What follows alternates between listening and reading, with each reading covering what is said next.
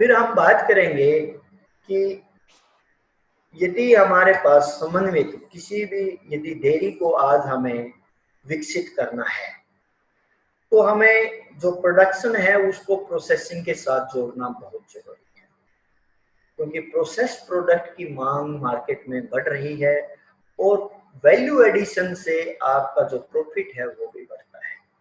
हमने एक आंध्र प्रदेश के में जो गोदावरी जिला है तुनी गांव के अंदर हमने एक सर्वे किया, चौधरी वी के नरसिंह राव जी का, जो कि मैकेनिकल इंजीनियर हैं पेशे से, लेकिन उन्होंने अपना एक डेयरी फार्म किया। मैं ये एक सक्सेस सफलता की कहानी नए युवकों को इसलिए बताना चाहूंगा कि हम जो नौकरी के पीछे दौड़ते हैं उससे इतनी आमदनी नहीं कर सकते।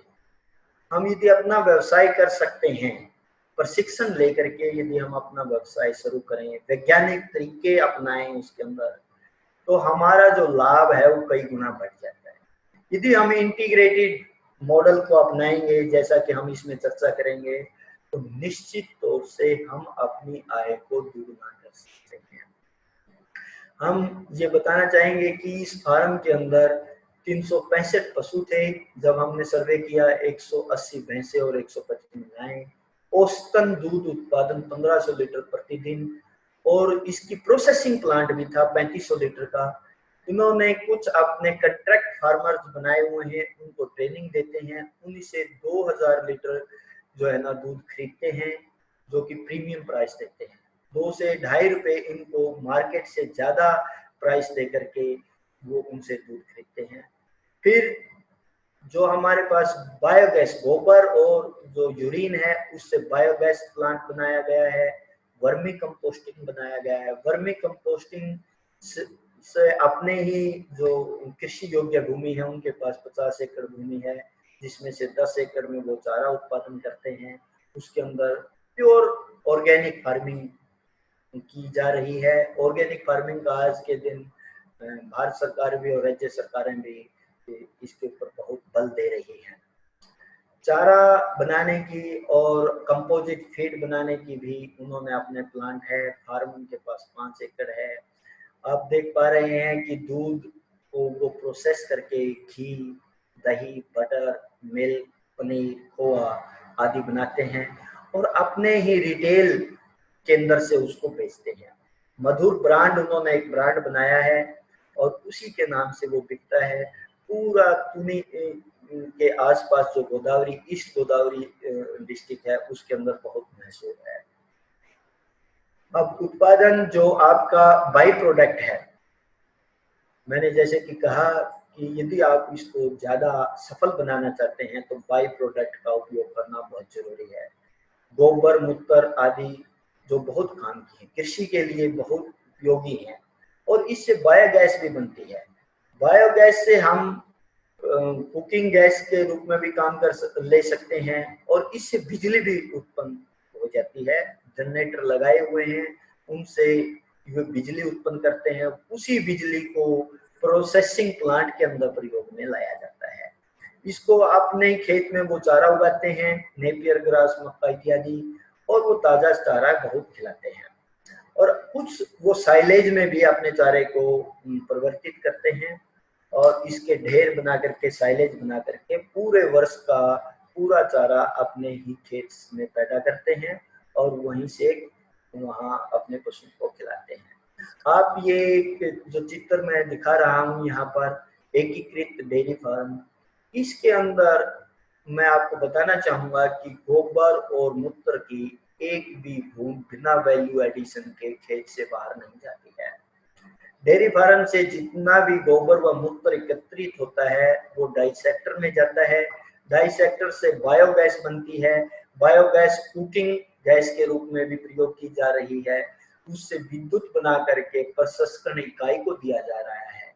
जो दूध उत्पादन हो रहा है उसके उत्पाद बनते हैं। वैल्यू एडिशन लगभग दूध के अंदर 50 से 80% तक वैल्यू एडिशन की गुंजाइश है। कई बार तो ये 100 से 150 गुना भी बढ़ता है और इसका विपणन डायरेक्ट उपभोक्ता को अपने ब्रांड नाम से, मधुर ब्रांड से बेचा जा रहा है। फिर हम आते हैं कि जो सैलरी बनती है उसको तरल जो सैलरी है उससे अजोला बनाया जाता है, जो कैल्शियम युक्त है उसको हरे चारे के रूप में खिलाया जाता है पशुओं को, और खेत के अंदर हरा चारा पैदा करके डेयरी फार्म में भिजाया जाता है। जो हमारे पास सॉलिड बच जाता है सैलरी का, उससे वर्मी कंपोस्ट और जैविक खाद बनाई जाती है। वर्मी कंपोस्ट किसानों को भी बेची जा रही है, और आसपास विशाखापट्टनम में जो होटल्स हैं जो फ्लोरिकल्चर करते हैं वो भी उनके यहाँ से वर्मी कंपोस्ट लेकर के जाते हैं। इवन 5 स्टार जो होटल्स हैं वो अपने फ्लोरिकल्चर के लिए यहाँ तक ले सकते हैं। आप सोच सकते हैं कि हम डेयरी के माध्यम से कैसे कैसे दूसरी कइयों के साथ, दूसरे बिजनेस के साथ जुड़ सकते हैं, और कैसे ज्यादा से ज्यादा वैल्यू एडिशन करके, बाई प्रोडक्ट का वैल्यू एडिशन करके ज्यादा से ज्यादा धन अर्जित कर सकते हैं। इसका किसानों को सीधी बिक्री भी जैविक खाद की और वर्मी कंपोस्ट की करती है, और अपने खेत में भी किया जाता है। निष्कर्ष के रूप में मैं आपको ये बताना चाहूंगा, यदि आप डेयरी का व्यवसाय करना चाहते हैं तो उसके लिए आप उत्पाद का जो फाइनल उत्पाद है उसका भी वैल्यू एडिशन करें, और जो हमारा बाई प्रोडक्ट है उसका भी सही उपयोग करें। ये इसके थोड़ा सा हम लाभ और हानि का अनुमान हमने लगाया कि दूध से जो उत्पादन हो रहा है उसको वर्ष में 33 लाख रुपए फायदा हो रहा है। वर्मी कंपोस्ट, बायोगैस और जैविक खाद से लगभग 10 लाख रुपए के आपको आमदनी हो रही है, और वर्ष के अंदर 42-43 लाख रुपए का उसको लाभ हो रहा है। अब आप देख सकते हैं कि उनके जो पशु हैं उनका रख रखाव अच्छी ढंग से है, हाइजेनिक कंडीशन मेंटेन की हुई है, ये बहुत जरूरी है। यदि हमारे फार्म के अंदर हाइजेनिक कंडीशन नहीं होंगी तो बीमारी लगने के चांसेस बढ़ जाते हैं।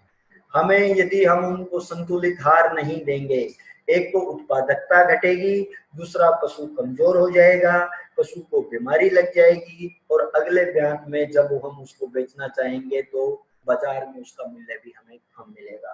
तो यदि हमें इसकी सफलता चाहते हैं तो हमें संतुलित आहार देना पड़ेगा, हमें उसका रख रखाव उचित तरीके से करना पड़ेगा, और पूरा हाइजेनिक कंडीशन रखनी पड़ेगी।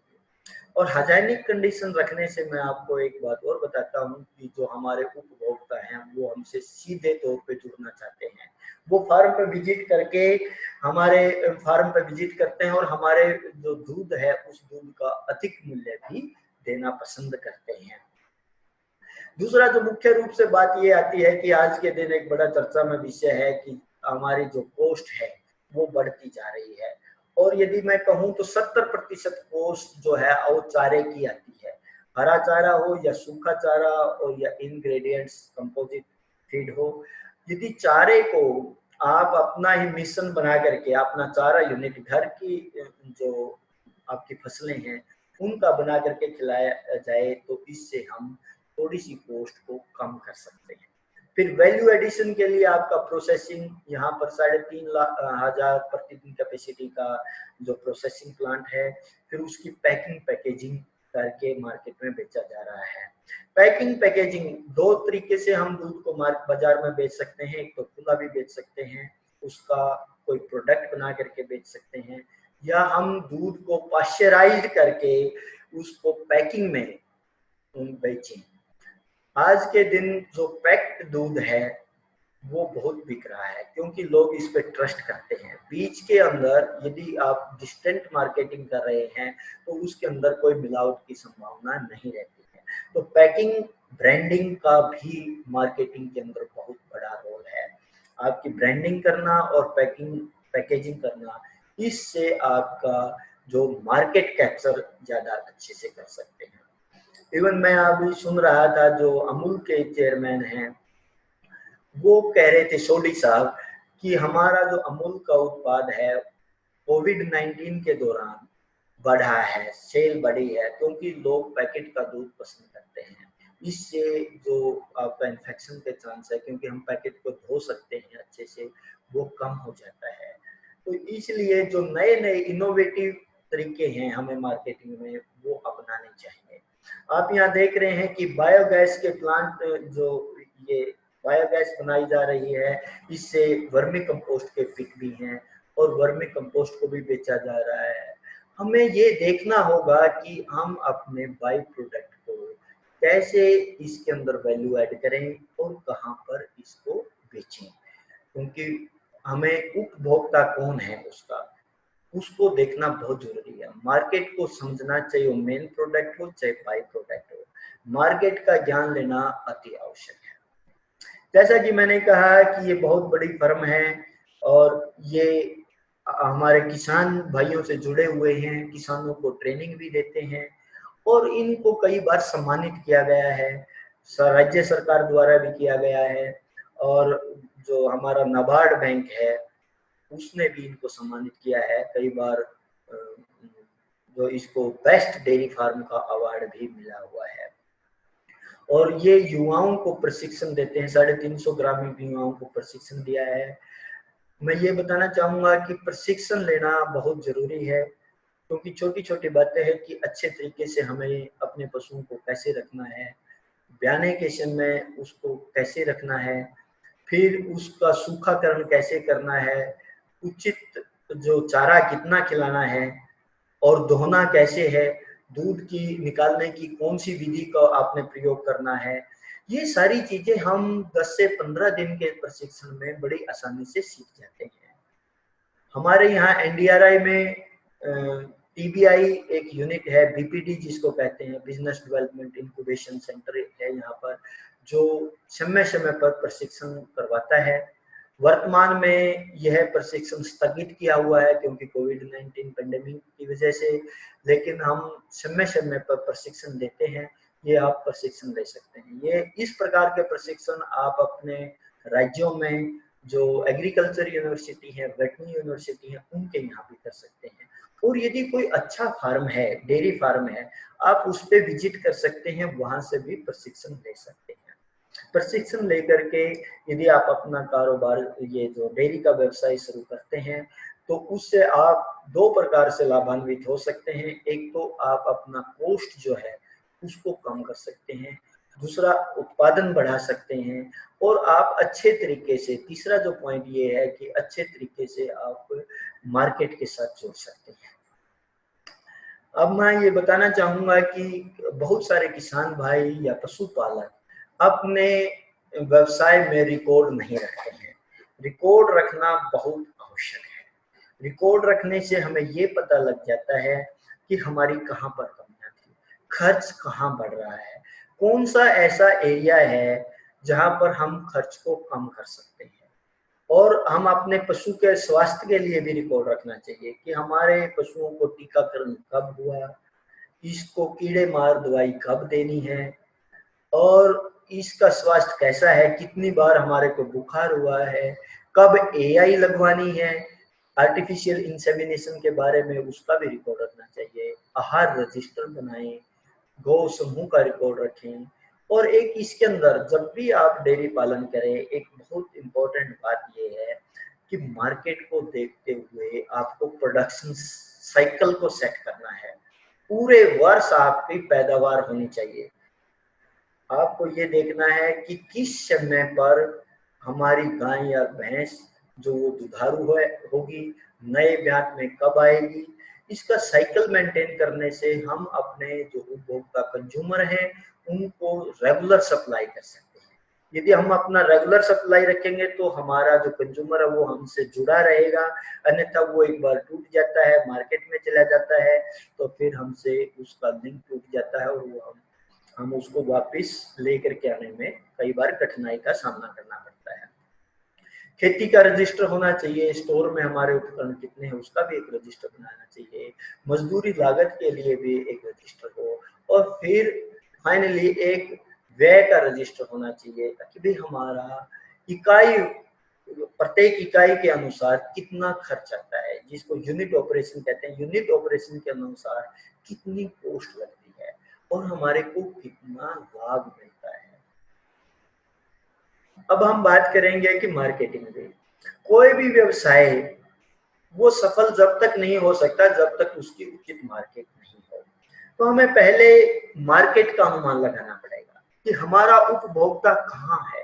क्या हमारा उपभोक्ता गांव में है, ग्रामीण क्षेत्र में है, शहरी क्षेत्र में है? यदि शहरी क्षेत्र में है तो कितनी दूरी पर हमारा हमारा वो शहर है उसको हम कैसे लें, किस आय वर्ग से हमारा उपभोक्ता है, हमारा मीडियम वर्ग का है या लो इनकम ग्रुप का है, हाई इनकम ग्रुप का है। क्योंकि आजकल देखा जा रहा है हाई इनकम ग्रुप के जो लोग हैं वो चाहते हैं कि डायरेक्ट फार्म से पूरा वैल्यू मेंटेन करते हुए, टेम्परेचर मेंटेन करते हुए हमारे दूध का सीधा उनके घरों पर पहुंचाया जाए। उसके लिए वो आपको 100 रुपए से 125 रुपए तक प्रति लीटर देने के लिए भी तैयार है। यदि औसत रूप से आप देखेंगे चंडीगढ़ के आसपास 60 रुपए से 80 रुपए तक दूध आराम से बिक रहा है। कुछ जो हमारे एनसीआर रीजन में ऐसे डेयरी फार्म है वो 100 रुपीज से 125 रुपीज तक प्रति लीटर दूध दे रहे हैं। तो मेरा कहने का भाव ये है कि आपको ये देखना कि क्वालिटी के लिए कौन अच्छा दाम देने के लिए तैयार है, आप उससे कैसे जुड़ सकते हैं। उससे जुड़ने के अनेक तरीके हैं, आप उसके लिए उनका सर्वे कर सकते हैं। आप अपनी दूध के बारे में, अपने फार्म के बारे में उनको बताएं कि हमारे यहाँ पर क्लीन मिल्क प्रोडक्शन होता है, हम पूरे जो पैमाने हैं उनके अनुसार, जो प्रोटोकॉल्स हैं उनके अनुसार हम दूध को पैदा करते हैं और पूरा वैल्यू चेन को मेंटेन करते हैं। दूध गुणवत्ता का दूध हम आपको देंगे, उसके लिए हम कितना दाम देने के लिए तैयार है। तो विलिंगनेस टू पे एक मेथड है, वो एक सर्वे माध्यम से हम उनके साथ जुड़ सकते हैं। आज के दिन सोशल मीडिया बहुत चल रहा है, सोशल मीडिया के साथ भी हम जुड़ करके अपनी प्रचार प्रसार कर सकते हैं। कुछ व्हाट्सएप ग्रुप बने हुए हैं और एक बार आप अपना मार्का यदि मार्केट के अंदर एस्टेब्लिश कर लेते हैं, यदि आप पहचान बना लेते हैं मार्केट में, और फिर आप इसके सोशल मीडिया के साथ लोगों के साथ जुड़ सकते हैं। आप अपनी डिमांड भी, आजकल सॉफ्टवेयर हैं जो इजी टू हैंडल है, mobile based, Android based software डाल सकते हैं, आप अपनी डिमांड ले सकते हैं। उस डिमांड के अनुसार आप सही समय पे, सही मात्रा में, सही दाम अपने उपभोक्ता को दे सकते हैं। कच्चा दूध बेचना है या प्रसंस्करण करना है, प्रोसेसिंग वैल्यू एडिशन से आपका जो नेट प्रॉफिट है वो बढ़ जाता है। ये आपको देखना है कि आपकी व्यवस्था कितनी है, कितने आपके पास कैपिटल है, कितनी कैपेसिटी का आप प्रोसेसिंग प्लांट लगाना चाहते हैं। तो विभिन्न चैनल जो आज के दिन हमें भारत के अंदर मिल रहे हैं, जिसके माध्यम से दूध उत्पादन कर्ता से लेकर के उपभोक्ता तक पहुंचता है। तो संक्षिप्त क्षेत्र की यदि मैं बात करूं तो दुग्ध सहकारी समितियां बहुत आगे आई है, इनका व्हाइट रिवॉल्यूशन में बहुत बड़ा योगदान है और निजी दुग्ध प्रसंस्करण इकाई भी आजकल बहुत आगे बढ़ रही है, प्राइवेट प्रोसेसिंग प्लांट भी आ रहे हैं। हम अपने दूध को विक्रेताओं, दूधी वाले को भी दे सकते हैं। कुछ हलवाई भी शहरों के अंदर, urban area, semi urban areas, even गांव के अंदर भी हैं, तो आप हलवाई को भी दूध दे सकते हैं। और आप अपना दूध के विभिन्न उत्पाद जैसे दही, पनीर, मक्खन इत्यादि और दूसरे उत्पाद भी बना सकते हैं, जैसे खोआ और खोए के से निर्मित होने वाले पदार्थ बर्फी, और आप इसके से रसगुल्ला इत्यादि भी बना सकते हैं। ऐसा करने से आप अपनी जो आमदनी है उसको बढ़ा सकते हैं। इसके बारे में हम आपको एक उदाहरण भी देंगे। यदि दुग्ध मूल्य श्रृंखला, वैल्यू चेन की हम बात करते हैं तो हमें पाया है कि कुछ जो किसान भाई हैं जो दूध उत्पादन करते हैं वो अपना सीधा संपर्क उपभोक्ता के साथ स्थापित किए हुए हैं। वो उपभोक्ता को दूध देते हैं, या तो उपभोक्ता उनके जो डेयरी फार्म है उनसे दूध लेता है, या वो अपने डिलीवरी बॉय के माध्यम से सीधा उपभोक्ता को दूध दे देते हैं। दूसरा चैनल की हम बात करें तो कुछ प्रोसेसिंग इकाई हैं जो उन्होंने ग्रामीण क्षेत्रों में अपने कलेक्शन सेंटर्स बनाए हुए हैं। किसान अपना दूध कलेक्शन सेंटर पर दे देता है और प्रोसेसिंग इकाई वहां से ले लेती है। कोऑपरेटिव भी ऐसे ही करती हैं। कोऑपरेटिव जो समितियां हैं, कोऑपरेटिव यूनियंस हैं, कोऑपरेटिव के जो डेयरी प्लांट भी हैं, वो अपने गांव के अंदर कलेक्शन सेंटर बना देते हैं, जिनको हम संग्रह केंद्र कहते हैं, उनसे वो अपना प्रोसेसिंग प्लांट में ले लेते हैं। कुछ दूध वाले भी बहुत हैं जो गांव से दूध लेते हैं और वो दूध अपने शहर में बेचते हैं। इसमें उनका मार्जिन बन जाता है। इसमें किसान का जो लाभ है वो थोड़ा कम हो जाता है, क्योंकि कुछ जो मार्जिन है वो दूध विक्रेता, वेंडर्स, दूधिया वो भी कमाता है। इस प्रकार से हम, या डेयरी किसान सीधा प्रोसेसिंग यूनिट, जो स्मॉल स्मॉल क्रीमरीज हैं शहर के अंदर, जो उससे दूध से क्रीम निकालती हैं, फिर उसका घी बनाती हैं, उनको भी बेचा जा सकता है। तो ये आपने देखना है कि किस चैनल को चुनना है। हर एक चैनल से आपको जो रिटर्न्स हैं वो अलग मिलेंगे, प्राइसेस चैनल वाइज अलग होंगे, कॉस्ट अलग होगी, तो प्रॉफिट भी निश्चित रूप से अलग होगा।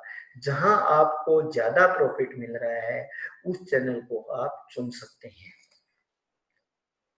हम उदाहरण के तौर पे हमने यहाँ पर करनाल जिले में, हरियाणा के करनाल जिले में जो कुछ पैदावार किसान करते हैं, दूध उत्पादन करते हैं, फिर वो अपना ही प्रसंस्करण करते हैं, उनका एक सर्वे किया और हमने पाया कि जो इंटीग्रेटेड अप्रोच है, जिसको हम प्रोडक्शन को प्रोसेसिंग से लिंक करते हुए मार्केट तक लिंक करते हैं, तो हमारा प्रॉफिट बढ़ जाता है। क्यों हम ऐसा करना चाहिए, उसके कुछ कारण हैं, वो मैं आपके सामने रखूंगा। प्रसंस्करण का मुख्य कारण दूध की गुणवत्ता को बनाए रखना। जैसे जैसे यदि हम किसी दूधिए को दे देते हैं या कुछ दूसरा एजेंट बीच के अंदर आ जाता है, तो कई बार जिस गुणवत्ता के साथ आप दूध को पैदा करते हैं वो उपभोक्ता तक पहुंचते पहुंचते उसकी गुणवत्ता में गिरावट आ जाती है। ऐसा हमने कई जगह पाया है। हम प्रसंस्कृत पूरा गुणवत्ता से दूध पैदा करें, फिर उसको प्रोसेसिंग करें और फिर उपभोक्ता तक पहुंचाएं, तो उपभोक्ता इससे जो है संतुष्ट रहता है। दूध उत्पादन की गुणवत्ता को यदि आप स्वयं उसका मॉनिटरिंग करते हैं, तो उसका आश्वासन, यदि मॉनिटरिंग करने के साथ साथ हम देखते हैं कि हमने प्रोसेसिंग भी अच्छे तरीके से की है, जो हमारे प्रोसेसिंग प्रोटोकॉल्स हैं, एसएससी सीसीपी प्रोटोकॉल्स हैं, आईएसओ के जो मापक हैं, निर्धारित मापक हैं, उनको ध्यान में रखते हुए हमें इसका प्रोसेसिंग किया है। और फिर हम जो कंज्यूमर है उसको आश्वासन दे सकते हैं कि जो हमारा दूध से, स्वयं के दूध से निर्मित खोआ है या पनीर है, इसकी गुणवत्ता अच्छी है और इसलिए ही कंज्यूमर उसके लिए अधिक मूल्य देने के लिए तैयार हो जाता है। आजकल आप मार्केट में देखेंगे कि जो प्रोडक्ट मिल रहे हैं, दूध के प्रोडक्ट पे लोग विश्वास बहुत कम करते हैं, खास करके जब हमारे त्योहार आ जाते हैं। दिवाली जैसे त्योहार है उसके अंदर तो इसकी खपत बढ़ जाती है, लेकिन आप जो मार्केट में हलवाई पे या उस पे बहुत कंज्यूमर जो है ना विश्वास नहीं करते हैं। यदि आपका कंज्यूमर आपके साथ शुरू से जुड़ा हुआ है और आपने उसको वो आश्वासन दिया है, उसके मन को जीत लिया है, तो वो आपसे लगातार दूध और दुग्ध उत्पादित निर्मित जो पदार्थ हैं वो आपसे ही लेना पसंद करेगा। तो किसान हर स्तर पर जितनी गतिविधियां हो रही हैं उनको अच्छे तरीके से मॉनिटर कर लेता है। इस दौरान यदि हम प्रोडक्शन को प्रोसेसिंग के साथ जोड़ते हैं तो रोजगार के अवसर भी बढ़ जाते हैं। प्रोसेसिंग के दौरान रोजगार मिलते हैं, फिर मार्केटिंग के दौरान हमें रोजगार मिलते हैं। तो इस प्रकार से हम अपने गुणवत्ता दूध या दुग्ध पदार्थों को कंज्यूमर तक पहुंचा करके अधिक लाभ अर्जित कर सकते हैं। एक हम यदि हमें अपनी कोई प्रसंस्करण इकाई की भी स्थापना करनी है, तो कुछ जो हमारे उपकरण हैं उनके लिस्ट हम आपको बता रहे हैं। जैसे हमें दूध को रेफ्रिजरेट करना पड़ेगा, थोड़ी देर के लिए चिलिंग करते हैं, उसका भंडारण करना पड़ता है। मिल्क के लिए हीटिंग असेंबली चाहिए, दूध को उबालना है, फिर उसको ठंडा करना है, फिर उसको अपने पास दूध विश्लेषक जो वसा और एसएनएफ का प्रशिक्षण करे, ऐसी भी एक मशीन आती है, उसको ले लें। यदि आप अलग क्रीम निकालते हैं तो उसको क्रीम निकालने के लिए क्रीम सेपरेटर की आवश्यकता पड़ेगी और पैकेजिंग की जो यूनिट है वो भी आपको लगानी पड़ेगी।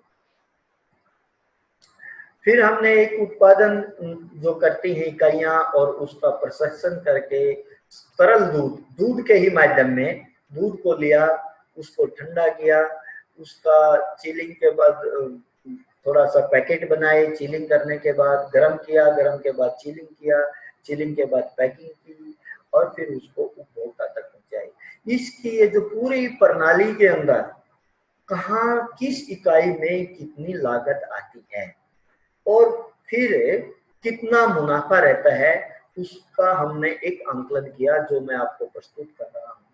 जैसे कि उदाहरण के तौर पे दुग्ध उत्पादन की लागत 30 रुपए प्रति लीटर किसान को आई। यदि वो वहीं पर किसान बेचता है तो उसको 35 से 40 रुपए मिलता है।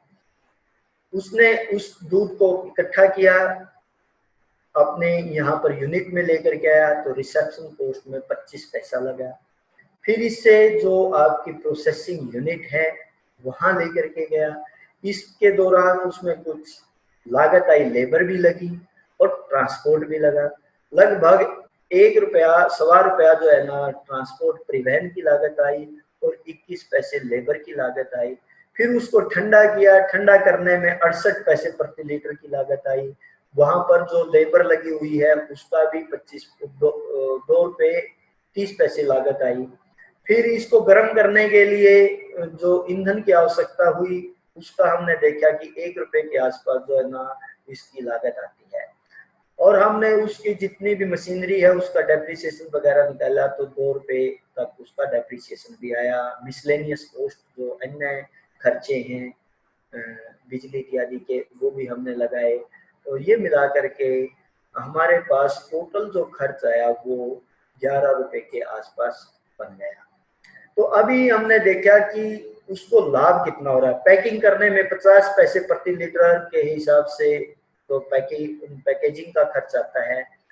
हमने एक मॉडल प्रॉफिट लिया कि 2.5 रुपए तक यदि वो कमाता है, ऐसे ही बेचता है तो 2.5 रुपए तक भी उसको प्रॉफिट मिलता ही जरूर मिलता। ये मॉडल प्रॉफिट जो हमने डायनेमिक सॉफ्टवेयर के माध्यम से इसका जो मैपिंग किया है उसमें हमें पाया कि 7.25 रुपए प्रति लीटर अधिक आय होती है।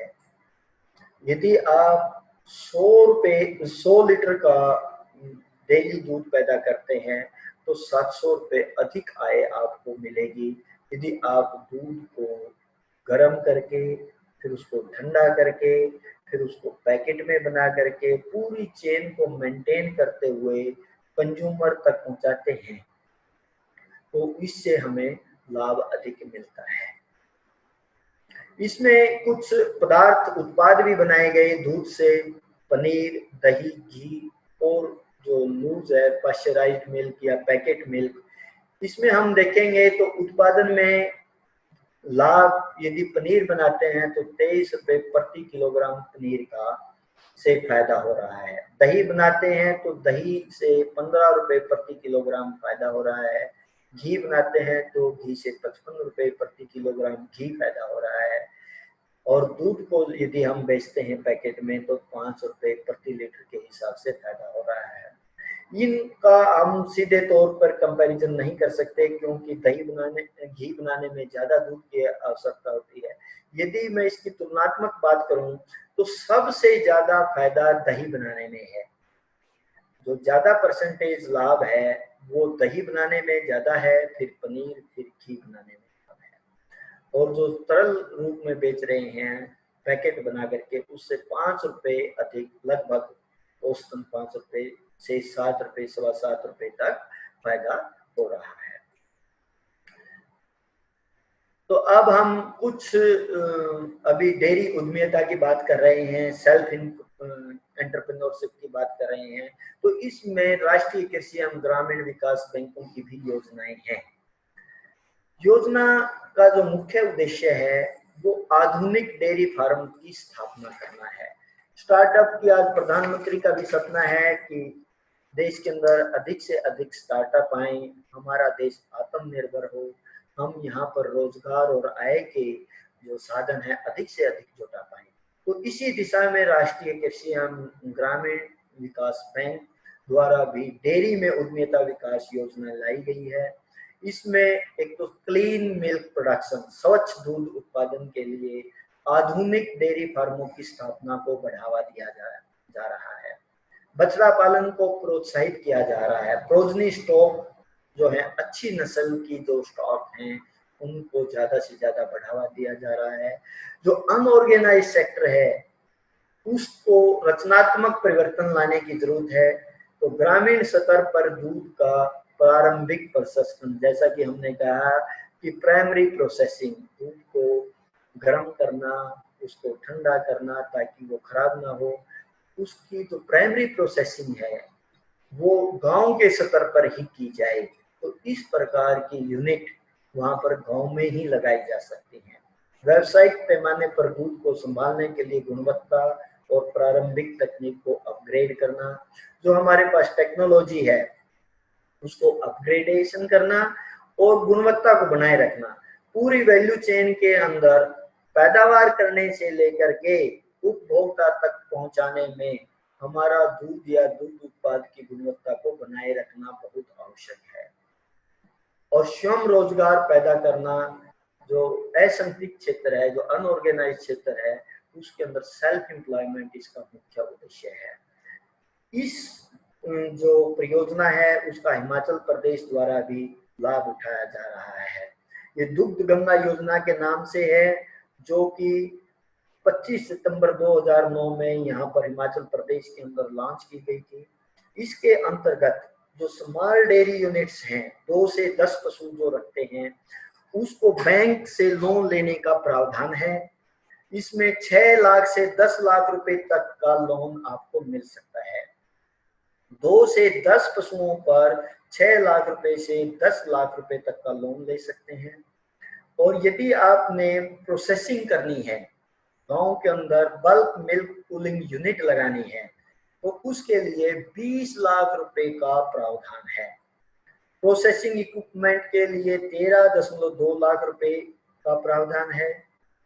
यदि ट्रांसपोर्ट व्हीकल चाहिए, आपको फैसिलिटी करना है, तो 26 लाख रुपए तक जो कूल्ड चेन मेंटेन करने के लिए कूलिंग और रेफ्रिजरेटेड वैन है, उनको भी आप ले सकते हैं। कोल्ड स्टोरेज बनाने के लिए, यदि आप गांव में कोल्ड स्टोर बनाते हैं, किसानों को अपने साथ जोड़ते हैं, तो आप 33 लाख रुपए तक का लोन ले सकते हैं। मार्केटिंग को आउटलेट भी आपने यदि शुरू करना है तो आपको 1 लाख रुपए का लोन इसमें मिल सकता है। इसके साथ साथ राष्ट्रीय गोकुल मिशन योजना भी यहाँ पर हिमाचल प्रदेश में शुरू हुई है। इसके अंतर्गत 20 करोड़ रुपए भारत सरकार द्वारा दिए गए हैं। इस परियोजना में हमारी जो सेक्स सीमन क्वालिटी है, सेक्स सॉर्टेड सीमन फैसिलिटी को एनकरेज किया जा रहा है। मिल्क बेस्ड इंडस्ट्री है, जैसे एचपी मिल्क फेड द्वारा प्रोसेसिंग प्लांट की जो कैपेसिटी है उसको भी बढ़ाया जा रहा है। भावार्थ यह है कि राष्ट्रीय कृषि एवं ग्रामीण विकास बैंक स्टार्टअप, जो डेयरी स्टार्टअप्स हैं, उनको बढ़ावा देने के लिए अग्रसर है। इसके साथ साथ राज्य सरकारें तथा भारत सरकार भी अपना उचित सहयोग दे रही है। विकास योजना के लाभार्थी कौन है, बेनिफिशियरी कौन हो सकते हैं? उसके अंदर आप यदि किसान हैं, व्यक्तिगत उद्यमी हैं, वो भी आप इसका लाभ ले सकते हैं। गैर सरकारी संस्थान हैं, यदि कोई कंपनी है, संगठित क्षेत्र ऑर्गेनाइज जिसको हम कहते हैं, और अनऑर्गेनाइज क्षेत्र असंगठित क्षेत्र के समूह भी इसके अंदर इसका लाभ ले सकते हैं। संगठित क्षेत्र में सेल्फ हेल्प ग्रुप बना सकते हैं। सेल्फ हेल्प ग्रुप बनाने के बहुत सारे फायदे हैं। इससे आपको आसानी से लोन मिल सकता है और अपने व्यवसाय को अच्छे तरीके से कर सकते हैं। डेयरी सहकारी समितियां, दूध संघ आदि भी इसके अंदर शामिल हैं। एक व्यक्ति योजना के तहत सभी घटकों के लिए सहायता लेने का पात्र है। कहने का भाव यह है कि यदि आप अपना एक डेयरी यूनिट करना चाहते हैं, फिर आप उसको प्रोसेसिंग यूनिट के लिए भी ले सकते हैं। आप रिटेल आउटलेट बनाने के लिए भी इस योजना के अंतर्गत लाभ ले सकते हैं। और ये बात है कि इस योजना के अंतर्गत आपको सब्सिडी भी दी जा रही है। सब्सिडी की मात्रा जैसे पहले बताई गई थी कि 25% जो है वो सब्सिडी जनरल कैटेगरी के लोगों के लिए है, और SC/ST के लिए 33.3% की जो सब्सिडी का भी प्रावधान है। यदि आप एक ही परिवार के 2 लोग हैं, अलग अलग जगह पर रहते हैं, 500 मीटर की दूरी कम से कम है, यदि आप अलग अलग इकाई स्थापित करना चाहते हैं तो आप अलग अलग भी लोन लेने की पात्रता रखते हैं। निष्कर्ष के तौर पे आज जो हमने चर्चा की है उसको यदि हम समराइज करें तो हम ये कहना चाहेंगे कि किसान, छोटे उद्यमी, महिलाएं, जो मध्यम वर्ग की जो उद्यमी हैं और महिलाएं हैं, वो अपनी आय डेयरी के माध्यम से बढ़ा सकते हैं। महिलाएं इसमें लगभग आप देख रहे हैं कि 70% जो कार्य है ग्रामीण क्षेत्र में डेयरी से संबंधित महिलाओं द्वारा किया जा रहा है। तो महिलाओं का जो सशक्तिकरण है उसको सशक्तिकरण करने के लिए डेयरी एक बहुत अच्छा साधन है। इसमें छोटे किसान हो, भूमिहीन किसान भी प्रशिक्षण लेकर के डेयरी का व्यवसाय शुरू कर सकते हैं। जैसा कि हमने बताया कि NDRI में समय समय पर डेयरी उत्पादन के लिए भी और डेयरी के प्रसंस्करण करने के लिए भी प्रशिक्षण दिए जा रहे हैं। इसमें किसी भी जाति का व्यक्ति हो वो अपना डेयरी का व्यवसाय कर सकता है। महिलाओं की भागीदारी अधिक है तो महिलाओं के लिए सशक्तिकरण का उचित माध्यम है। डेयरी में सफलता के लिए मार्केटिंग का ज्ञान होना बहुत जरूरी है। यदि हम अपने उत्पाद को सही दाम पे सही उपभोक्ता तक नहीं पहुंचाते हैं तो हमारा जो ये बिजनेस है वो फेल होने की बहुत ज्यादा संभावनाएं हैं। तो हमें उपभोक्ता की पहचान करना, उपभोक्ता तक अपने उत्पाद को सही गुणवत्ता के साथ वहां पर पहुंचाना अति आवश्यक है। डेयरी शुरू करने के लिए जो स्टार्टअप्स की जो योजना है उसमें 25 से 33% अनुदान का, जिसको हम सब्सिडी कहते हैं, का प्रावधान है। आज यदि हम डेयरी स्टार्टअप्स करते हैं, अभी देश के अंदर बहुत सारे डेयरी स्टार्टअप्स आगे बढ़ रहे हैं। जैसे हमने आपको एक उदाहरण भी दिया, तुनी का जो एक सक्सेसफुल मॉडल है, इंटीग्रेटेड मॉडल है। डेयरी के माध्यम से किसान की आय को बढ़ाया जा सकता है, ये बात सही है, लेकिन यदि इसको हम मूल्यवर्धित करें, मीन्स वैल्यू एडिशन करें, तो अपनी आय को दुगना भी कर सकते हैं।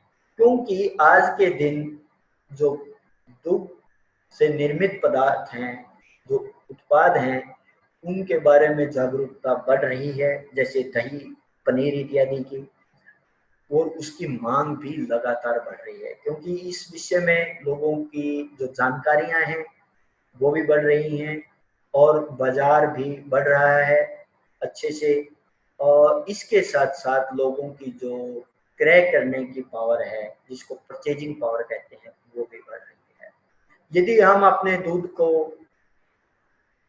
प्रोसेस करके बेचेंगे, प्राइमरी प्रोसेस करके बेचेंगे, तो लगभग 5 रुपए प्रति लीटर अधिक लाभ कमा सकते हैं। इसलिए मेरा अनुरोध है, मेरा सुझाव भी है आपसे कि आप अपने दूध को कच्चा ना बेचें, उसको प्रोसेस करके बेचें। आप अपनी प्रोडक्शन इकाई के साथ साथ प्रोसेसिंग इकाई भी लगाएं, उसके लिए भी आपको बैंक से ऋण मिल सकता है और उस पे जो सब्सिडी का भी प्रावधान है। सबसे इम्पोर्टेंट बात यह है कि आप गुणवत्ता दूध पैदा करें, उसमें पशु के रखरखाव का, पशु का संतुलित आहार का भी ध्यान रखें। उसके बाद जब दूध का पैदा हो जाता है, पूरी मार्केटिंग चेन के दौरान आपको गुणवत्ता का विशेष रूप से ध्यान रखना है। डेयरी उत्पाद बहुत जल्दी खराब हो जाता है। एक बार डेयरी उत्पाद खराब हो गया, या तो आपको जो उपभोक्ता है उसका नुकसान है या फिर आपका नुकसान है। मैं तो ये कहूँगा कि ये जो डेयरी फार्म का ही नुकसान है। यदि उपभोक्ता का दूध खराब हो जाता है तो वो अगले दिन कहता है कि जी हमारा दूध खराब था, और यदि कई बार ऐसा होता है तो हमारा जो ग्राहक है, वो उपभोक्ता है, वो हमसे टूट जाता है और वो कोई अलग जो है ना चैनल से दूध लेना शुरू करता है। यदि हमने अपनी विश्वसनीयता अपने उपभोक्ता के साथ बना करके रखना है तो गुणवत्ता को बनाए रखना अति आवश्यक है। गुणवत्ता पैदावार से लेकर के और पूरा वैल्यू चेन के दौरान जब तक अपना दूध या दूध निर्मित उत्पाद उपभोक्ता तक नहीं पहुंच जाता, तब तक हमने इसकी गुणवत्ता को बनाए रखना जरूरी है। और किसानों को और जो हमारे इवन भूमिहीन श्रमिक हैं, वो स्वयं सहायता समूह बना करके जो डेयरी उद्यमिता विकास योजना है जो नाबार्ड द्वारा चलाई गई है, उसके अंतर्गत हम फायदा उठा सकते हैं। इन्हीं के साथ साथ मैं आज सभी आपका धन्यवाद करता हूं और मैं एक्नॉलेज करना चाहूँगा डॉक्टर PS मीणा जो प्रधान वैज्ञानिक हैं डेयरी विस्तार प्रभाग के, डॉक्टर पन्नू स्वामी प्रधान वैज्ञानिक है डेयरी विस्तार विभाग में, श्री रविशंकर जी हमारे यहाँ एक प्रोजेक्ट में SRF हैं, अमित ठाकुर हमारा PhD का जो छात्र है, क्योंकि इन्होंने ये डाटा कलेक्ट करने में और ये जो लिटरेचर है इस देने में सहायता की है। मैं इनका भी बहुत बहुत धन्यवाद करना चाहता हूँ। मैं धन्यवाद करना चाहता हूँ CDAC का, जिन्होंने मुझे ये एक अपॉर्चुनिटी दी। धन्यवाद।